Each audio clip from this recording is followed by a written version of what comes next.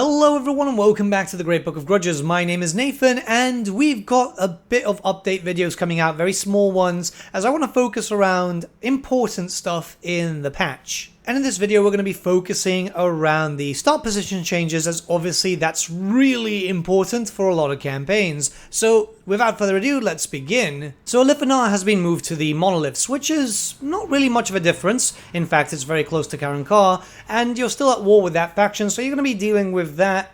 Mostly be more exposed as you're closer to a bunch more factions. In all honesty, I would have hoped that he would have switched places with, say for example, the Lady Diaphin, but at least this is a little bit better, and at least you're going to be fighting a lot more, which is what you kind of want with Alifanar. Teclis has been moved to the Fortress of Dawn, replacing Kairos, which is pretty cool, and you'll notice that the Everwatcher is here. Yeah, Blast from the Past from Warhammer 1, so yeah, it's kind of nice to see him. Shame that he's not being turned into like a pseudo-legendary lord or anything. It would be nice if Creative Assembly decided just to fluff him up and make him something fairly unique.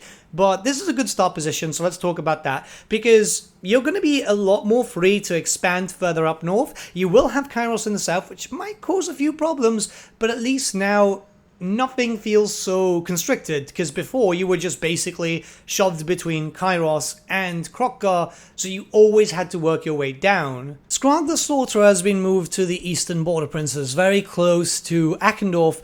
I wonder how this is going to affect his campaign, because he does suffer a lot versus Aranessa, who does expand very heavily. This should give a little bit of room to allow for buffing, but the thing is that Belegar is still here. I don't know, we're going to have to wait and see. I'm very curious because I like Skrag, but generally I will play Greasus more though, as he's just got an easier campaign overall, and he's just a bit more fun rather than super hectic. And finally, Kairos Fateweaver has been moved to the southern Chaos Wastes, and this should change up quite a bit. You see, he's a bit free now, so he's not surrounded by a lot of potential enemies. At the beginning, all you have to do is take care of the Nurgle faction, the Sineshi faction, and then expand your way to the left.